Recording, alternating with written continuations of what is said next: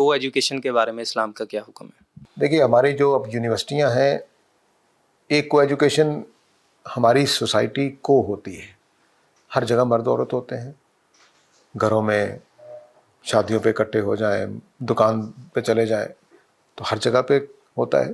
لیکن ایجوکیشن کے سسٹم میں کیونکہ بہت قریب بیٹھتے ہیں 7-8 گھنٹے کے لیے، 5 گھنٹے کے لیے، 3 گھنٹے کے لیے، تو اس میں واقفیت ہونا، کوئی تعلق بن جانا، اس کے امکانات زیادہ ہوتے ہیں. اس لیے ہمارے علماء اس کو روکتے رہے ہیں. تو اگر کسی ایجوکیشن کے ادارے میں اس کے امکانات کم ہو تو کوئی حرج نہیں ہے. اور اب جو ہماری یونیورسٹیاں ہیں وہ بہت ہی عجیب و غریب ہو گئیں. وہ تو کھیل تماشے کی جگہ زیادہ ہیں پڑھنے کے مقابلے میں، تو اس میں تو اور زیادہ احتیاط کرنی چاہیے.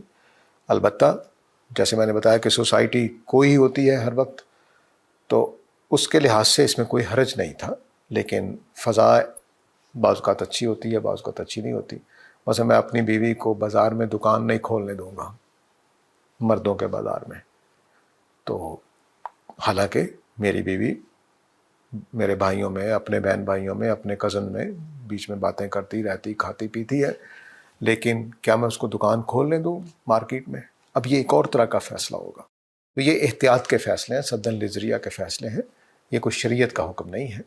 اگر کسی ادارے میں ایسا ماحول ہو، مجھے یاد ہے جب ہم نے پنجاب یونیورسٹی میں پڑھا ہے تو کو ایجوکیشن تھی، لیکن بیچ میں ایک کرٹن سا ہوتا تھا ہمارے اسلامک ڈپارٹمنٹ میں، صرف باقی ڈپارٹمنٹس میں نہیں. عربی اور اسلامیات کے ڈپارٹمنٹ میں کلاس روم میں ایک کرٹنس ہوتا تھا، تو عورتیں ایک طرف ہوتی تھی، مرد ایک طرف بیٹھے ہوتے تھے، بوائز اور گرلز. تو وہ بس آوازیں آ رہی ہوتی تھی، دیکھ نہیں سکتے تھے ایک دوسرے کو. تو لیکن اس کے بھی نقصانات ہوتے تھے، دوستیاں پھر بھی ہو جاتی تھیں، سب کچھ ہوتا تھا. کیونکہ آپ کلاس روم میں تو الگ الگ بیٹھے ہوئے، باہر تو نہیں الگ الگ بیٹھے ہوئے. تو وہ جو امکانات ہیں وہ اصل میں میری اور آپ کی شرافت پر منحصر ہے.